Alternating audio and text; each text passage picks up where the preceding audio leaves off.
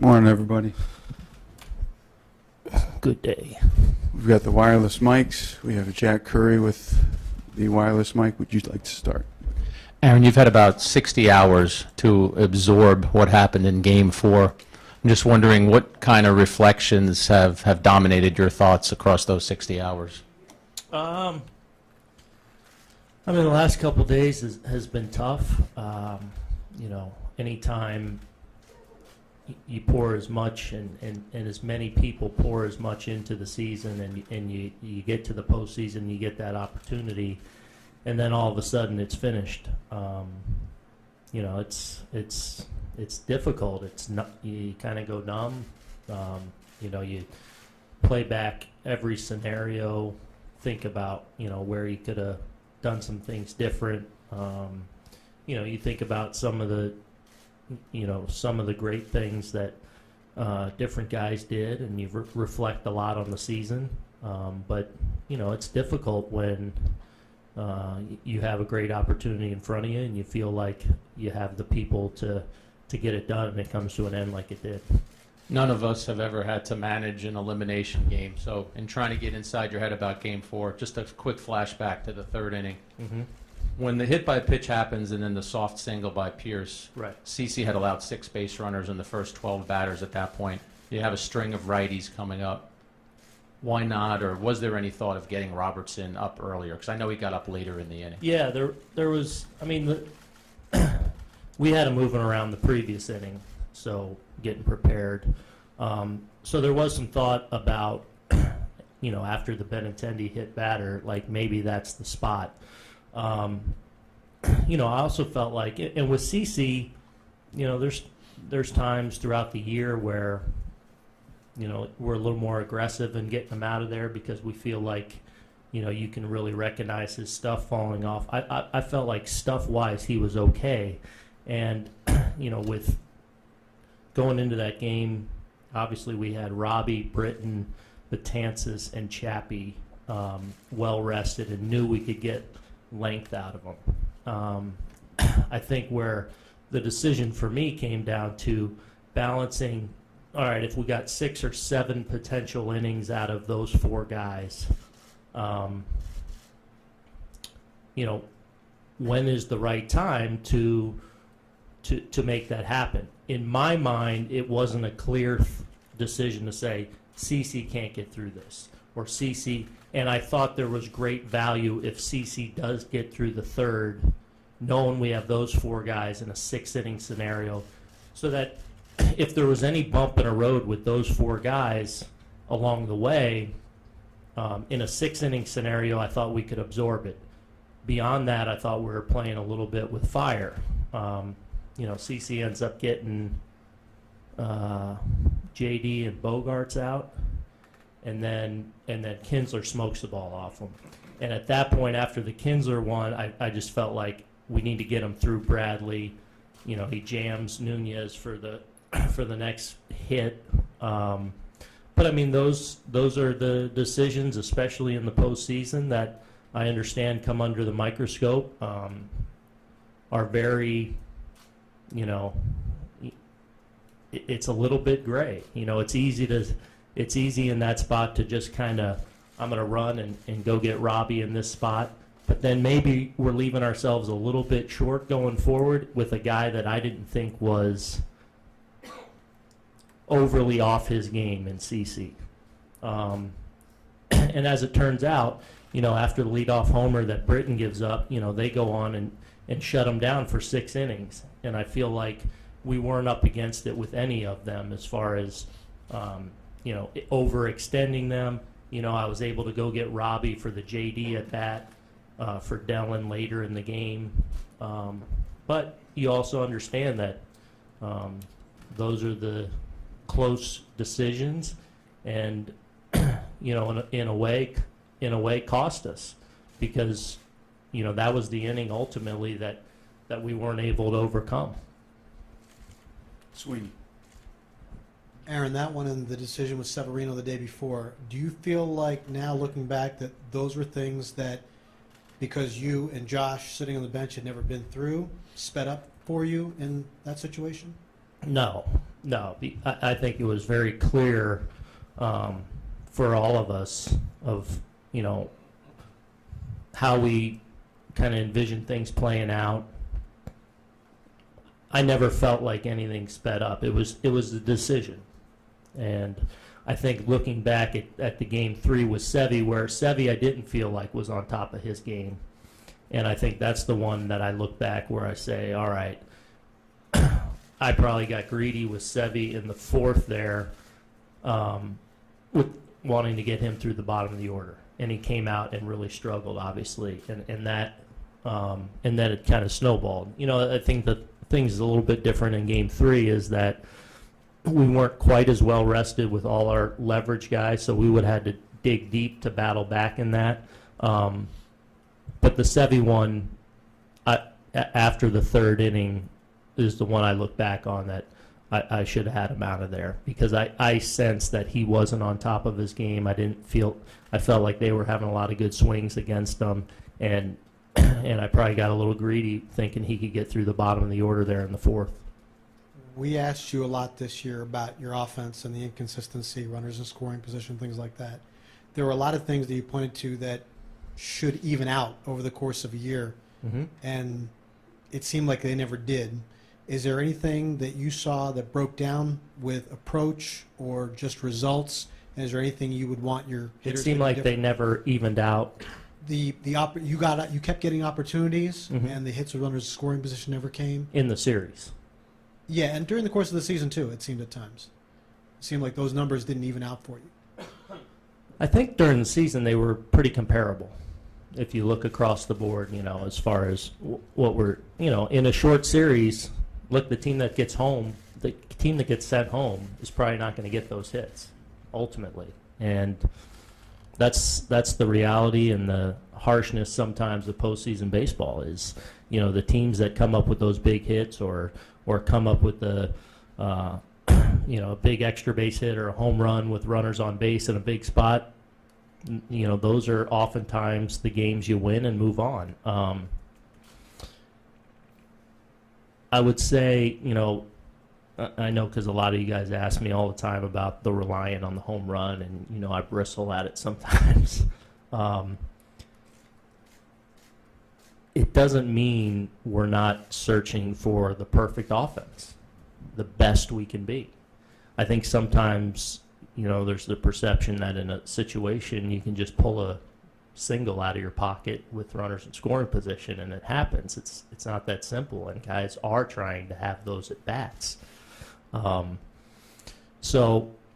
that said, we're always striving to be the best, most complete offense we can be. We were a very good offense overall this year. We can absolutely get better, and I wouldn't say we were the best offense in the game. And where are things we can improve? Being better, tougher out situationally, even being better at controlling the strike zone. Those are all things that we need to continue to work on, continue to improve on if we're going to be the best we can absolutely be.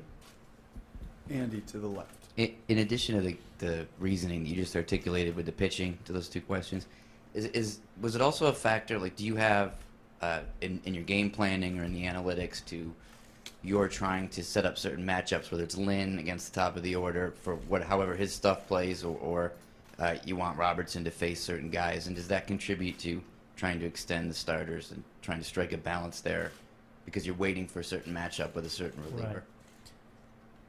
At times that can factor in. I think when we're talking about a lot of especially our high leverage guys, there's very few situations that we don't feel comfortable with them being in.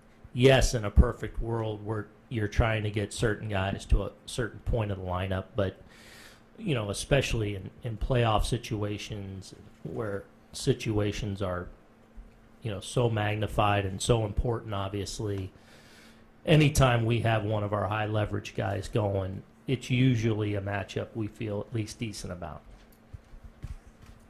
Joe to the right. Aaron, you said you want to try to get tougher out situationally and better control of the strike zone.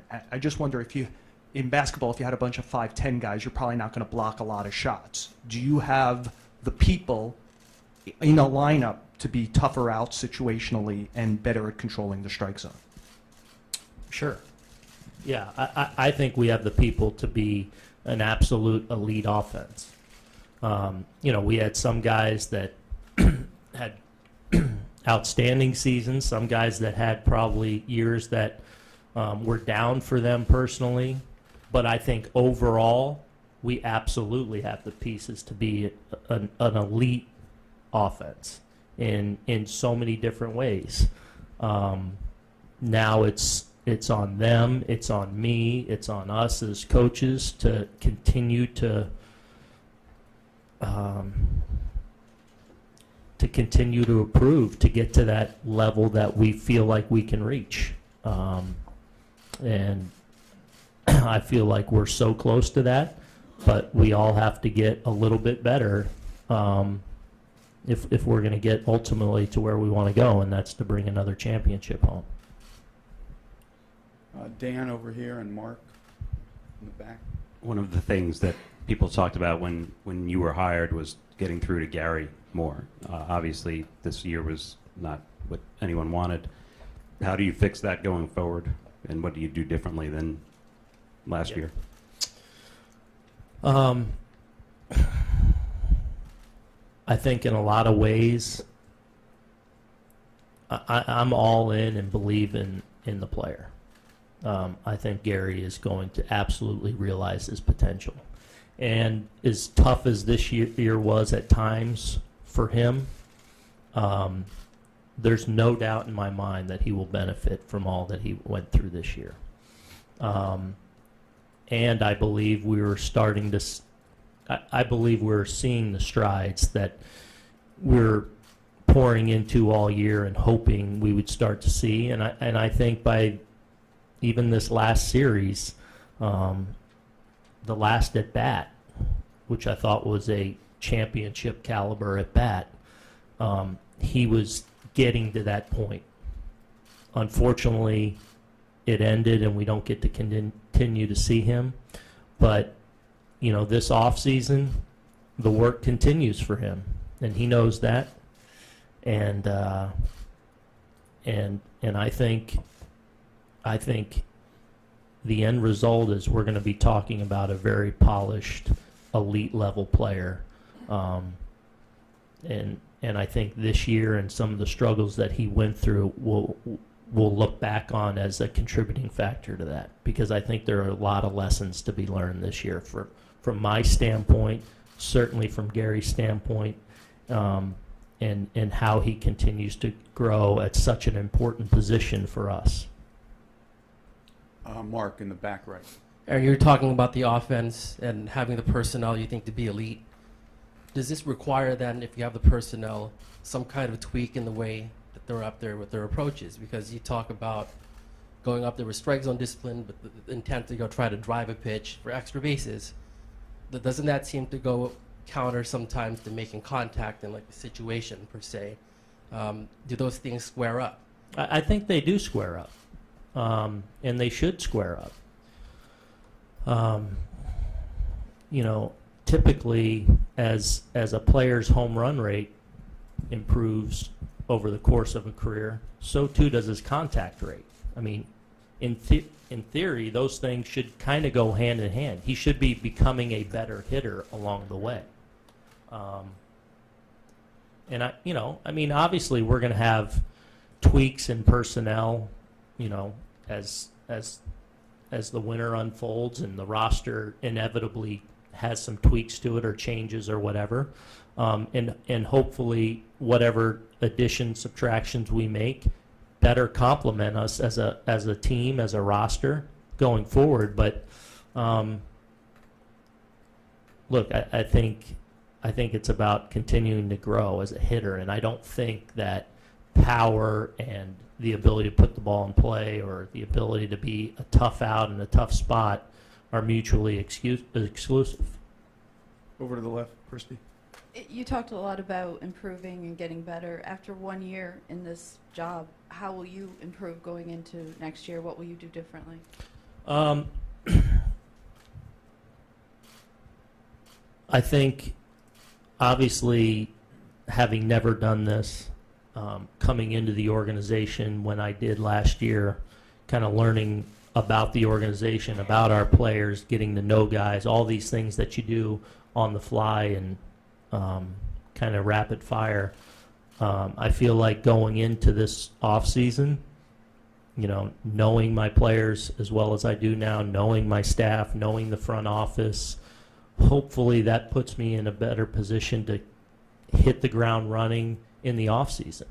And I think it's about continuing to improve. I talk about our players and continue to improve our game on the margins, that in every facet. Same holds true for me, you know, and you know, are there some things that I want to change a little bit, and how we get information to the players, how we shape our game plans, how my communication happens with my coaches and my players. Those are all things that, frankly, start now, and hopefully the off season provides a time when I can refine those things, sharpen those things, get even better at those things, because they're so important. You know, living here now year round, I'll be in here, so I'll have a chance to kind of be in the office and collaborating with our scouts and Cash and our analysts, and so I can't wait to continue it kind of in earnest, because I know what a good position we are as a club, as an organization, and the opportunity that is still in front of us. Eric and Clapp. Aaron, do you look at Luke Voigt as your everyday first baseman going into spring training next year, or is that an open competition in your eyes? Well, he certainly came over here and kind of was given that opportunity and took it and kicked the door in, and it's hard to argue with what he was able to do down the stretch for us, really on a very consistent level for us as far as the at-bat quality went. So we're very excited about the player that we got. We'll see how the offseason unfolds, but right now he grabbed that job. There's no question about that. But there's all kinds of things that can transpire over the winter and on into spring training, and so I'm sure there'll continue to be competition on all kinds of levels. But he certainly, with what he was able to accomplish for us down the stretch, has a leg up on those kind of things. Clapp, all the way to the right. Aaron, I'm curious how you evaluate Stanton's body of work this year. I mean, obviously came with a great deal of fanfare, but his home runs were down. Excuse me, RBIs were down, and strikeouts were up. Do you think it was just first-year jitters or adjustment to New York, or is there something else going on? Yeah, I wouldn't say jitters. I would say, first of all, I think you guys in covering him and seeing how he was able to handle and navigate the ups and downs that came with the season, that came with being such a high-profile player. I come away just so impressed and an admiration for who he is and the way he handled things and the pro that he was all the time. Certainly there were some ups and downs that, I think a contributing factor in that is, being, a high-profile guy, National League MVP, switching leagues now all of a sudden, all that comes with now walking into a market like this and playing for the New York Yankees, learning, seeing, even though it's different obviously than it was 20, 30 years ago when guys didn't change teams as much, or there was the interleague play and all that. It's still new. It's still in a new division. And I think one thing Giancarlo has shown, and the evidence would bear it out over his career, the more he sees a pitcher, the more success he has. He really is able to, from experience, eventually have success. So I think coming in next year without having to meet the organization, meet new teammates, get accustomed to playing in a new organization, all that goes with being Giancarlo Stanton in New York. I think it'll be a much more normal situation for him, and I think he'll be now in a situation where he's facing guys that he's now experienced, and I think he'll benefit from that. And I think I would expect for him to, even though he did have a very strong year for us, 38 homers, kind of surviving a really tough start to the season, he was massively productive for us. I think it's reasonable to think that he'll be even more productive as he comes in here next year as a second-year player and kind of much more comfortable from the get-go. Dave, middle left. Aaron, given the spot that you were put in this year, without the experience and taking over a team that with World Series aspirations, how do you think you did, looking back overall? As I've said, I'll leave that to you guys. I don't even want to go there and reflect on, I'm constantly, evaluating our team, how we go about things, the decisions we make, our process. I reflect on those kind of things and try to evaluate the best I can.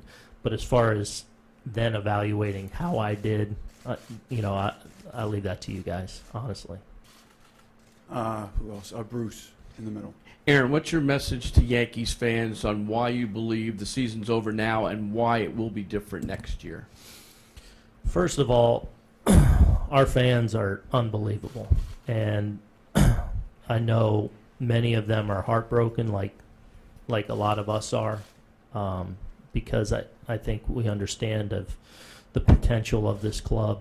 To see those last two games when we're behind, the way they continued to be a factor, and I feel like in a lot of ways our ninth inning rally there, was in large part due to them, kind of almost willing it. They just weren't going to die.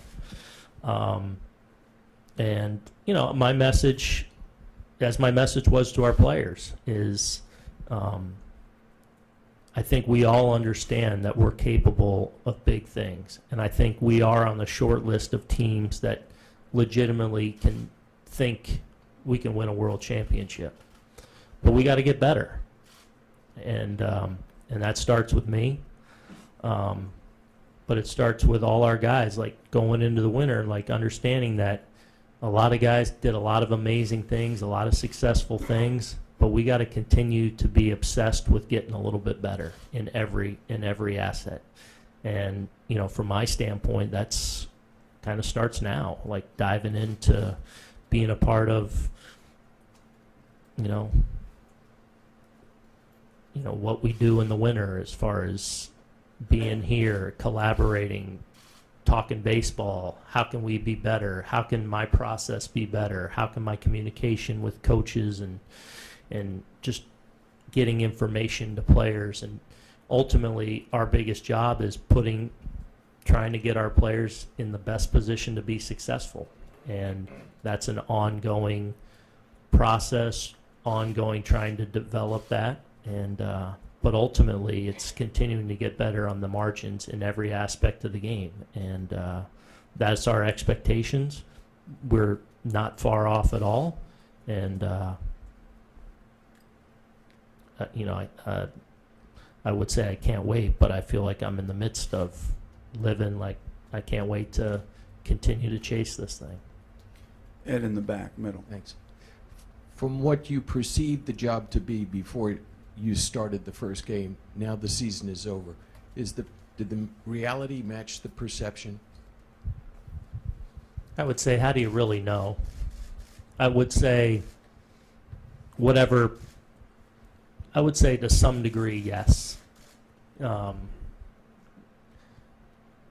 I would also say you never really know until you've sat in the chair and, all the little big things that come across that desk on a given day. It's been overall amazing. I've loved it. I've loved every second of it. It's tough, it's fun, it's rewarding, it's gut wrenching, it's painful when it comes to an abrupt end. But I wouldn't want to be doing anything else right now. It's especially with our guys and what I know we're capable of, and knowing that we're one of those teams that legitimately walks in with a chance to gain the ultimate prize, which is another world championship. I feel like to have that opportunity with this group, I don't take lightly. Pete and Lindsay. Aaron, did you feel that with Severino that tipping pitches was an issue either against the Red Sox or at any other time this year? And just generally, was there something more going on below the surface that led to his second half? I think it has happened at times. I think he's done a good job of correcting it, but I think it would pop up from time to time, and it's something that we'll address even more so this winter in trying to, eliminate any chance of that happening. As far as under the surface, no, and trust me, I would dig, and we dug and tried to find as much as we could. But just feel like he had some bumps along the way. There were times, obviously, we gave him extra days in between the start that probably benefited him at times. But I feel like physically, no. I feel like he was sound. He is sound, and I look forward to him coming out even better next year and being that ace-type pitcher that we know he can be. Lindsay. This organization provides a lot of information to you and the players. Do you feel that it took some time to learn how to digest that and become fluent in it? And how do you think you can better use that set of information next season?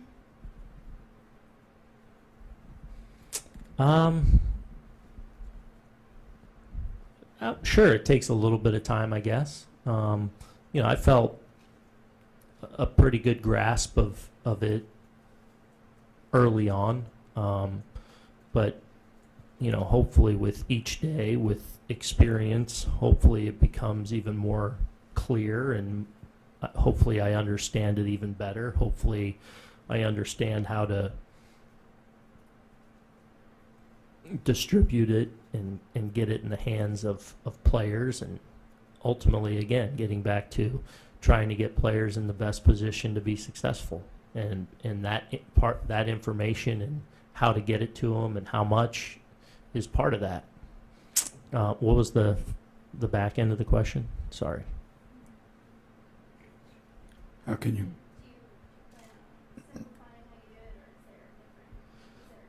Right. No, I think it's continuing to grow with it, and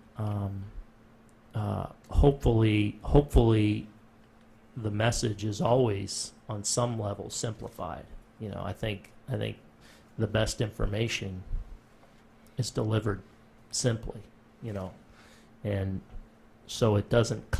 You want guys to have an advantage, to have an edge, but you never want a player to be cluttered or impeded by getting in their own way. Ultimately, players are here because they're young men that are really talented, and you want that talent to flourish. And so one of the challenges is who can handle this much information, who wants less, and kind of figuring that out so that ultimately the talent shines.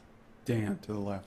Aaron, you talked about Voit earlier. On the other side of that, how does Greg go from being, a non-factor the last month of the season back to a competitive player with a chance to win his job back? Well, the one thing with Greg that I certainly never lost, and I don't think anyone in the organization, is we've seen him be an impact player at times in his career. So, this year in a lot of ways is a little bit of a lost season for him. Obviously, starting out being hurt again and having to have surgery, that was a tough blow. And I think in some ways probably never got all the way back physically to where I think he'll even be next year. So I think there's a realistic chance that he comes into spring training next year physically in a really good place with a chance to have a normal off season of training and getting his body how he wants it, and hopefully the results from that will follow. And so he'll have his opportunities, and we've never lost sight of the fact that we know this guy, when he's right, can really hit. And hopefully he'll come in physically, mentally, everything ready to go and take advantage of the opportunities that he'll get. Back right, Henri. Aaron, how do you assess Tanaka, and what did you learn about him throughout the season? Thought he had a really strong year for us, obviously. And down the stretch for us, when he came off the disabled list, along with Jay, was probably our best pitchers, down the final month and a half, 2 months of the season. Obviously a strong start in the postseason against Boston, has earned a reputation of being a big game pitcher, and I think that's because he's earned that. Feel like when the competition is at its best, Masa's usually at his best too, which is a pretty good trait to have. But he's I love the way he goes about things. He's a perfectionist. He's really good at his craft, and had a really strong year for us, and a guy obviously that we will continue to count on for big starts in big spots, and hopefully continue what's been a really good career as a Yankee. Joel and Brendan. Aaron, what area of personnel do you think you guys need to deal with most in the offseason, and how big a seat at the table do you think you have your voice this offseason to be heard by Cashman and others on what you want and how you want to go get it? Well, personnel stuff, Cash is coming in here. I'll let you talk to him about that. As I've said, I think we are one of those teams on the short list that is capable of winning the World Championship. How we are now, I think we're very close. I plan on having a seat at that table. I will be here. I will be present. I'll have an opinion. But ultimately, those kind of decisions come down with Cash in the front office about the personnel decisions we make. I'd like to think that they value what I have to say, so I'll be in there and not shy about giving my opinions on certain things. But ultimately, those personnel decisions come down to Cash and them, and it's one of the things I look forward to about this offseason is now being here and in the job, and being able to have those kind of conversations and evaluations and thoughts on different players and where we're looking to improve.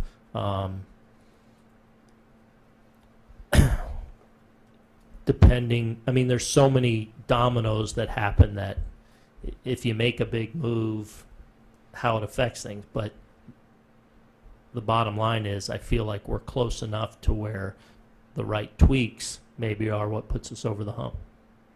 Brendan. How far is Andujar from becoming a guy you don't have to pull in the sixth inning of a playoff game for defense, and in what area must he improve most defensively so that doesn't happen? Right. I think he can absolutely get there, and I think he made big strides in that this winter. He needs to continue to make those strides, and I think the biggest thing comes down to his footwork, and because he has the athleticism, I believe, the hands, he has really good hands. The arm strength. I think his pre-pitch and his footwork are going to determine if he becomes that frontline defender at third base too, and I do believe it is in there, and he can get there, but it is going to.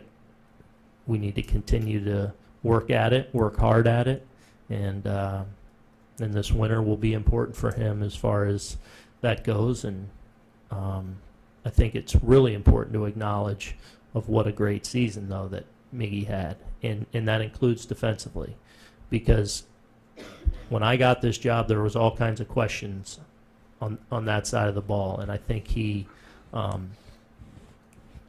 earned every day at bats with obviously the way he swings the bat, but because he improved as much as he did defensively, and that's a tribute to him and his work ethic. But now it's on all of us to help him to continue to make those strides so he can continue to work his way to become an elite player in this league. And I think that footwork is the biggest thing. We're going to have Cash in here in a few minutes, but in fairness to you guys, there's not a great point to drop this in, but I want Aaron to be able to respond to it. Didi had an MRI yesterday. He will undergo Tommy John surgery at a yet-to-be-determined time. We're scheduling that now. But since Aaron's here, I know that would have come up with Cash, and I didn't want you guys to have to backtrack and try and find Aaron again. So with that, let's have a couple questions for Aaron before we get Cash in here. Brendan. When did his elbow start becoming an issue? How did that happen? And what's the recovery? Yeah. So we think it happened at Fenway on the it's a ball off the Green Monster that he went out and got and threw in. It's a right arm, yeah. So whether that was game 1 or 2, I'm not even sure.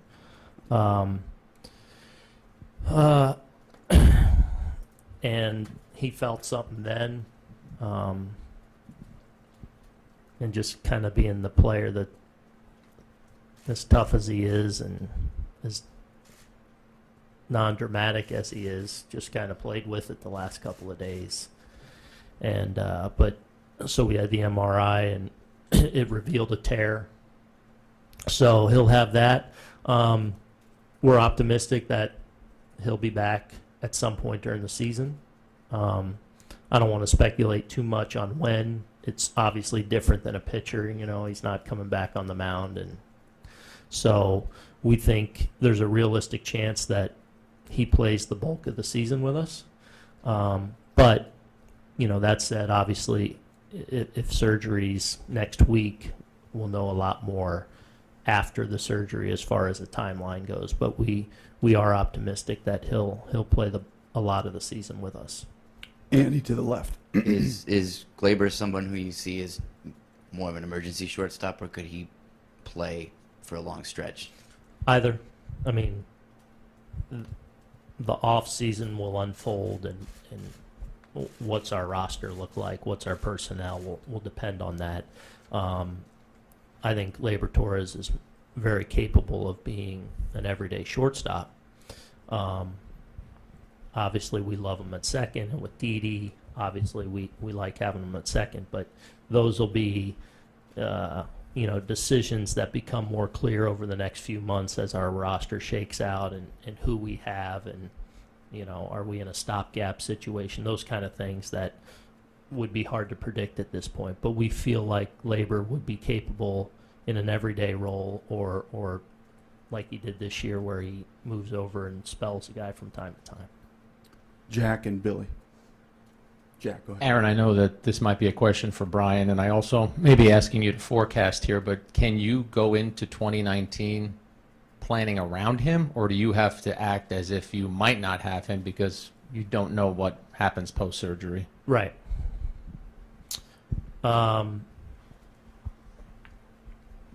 You never know what can happen post-surgery. We'll have a much better idea, but my expectation is that he will be with us, provided everything goes according to plan for much of the season. So how much of that, that'll be what unfolds over the next week, and then the weeks beyond that as he begins his rehab and whatnot. Billy, do you have any sense of how different recovery from Tommy John is for a position player as opposed to a pitcher? No. I'm sure it's a lot similar. Obviously, with a pitcher, whether it's 12, 14, 16 months, I would say the end result is very different. Getting back to being a major league pitcher is a lot different than being a position player. What that timeline is or how that unfolds, I'm sure I'll get educated on that over the coming weeks. And how, presumably he can hit a lot sooner than he can throw. Is there, when you say he'll be with us for a long period of time, do you envision some of that as being a DH? Probably not, because I think, and again, I'm speculating a little bit, but I'm sure you get to a point as a non-pitcher to where you can, you're throwing, several months in. So I would envision that those two aren't that far off as far as being able to throw as a position player along with hitting. Okay. Aaron, thanks for the time. Let's ask Cash. I don't think there's any big secrets, but I think Cash has the list.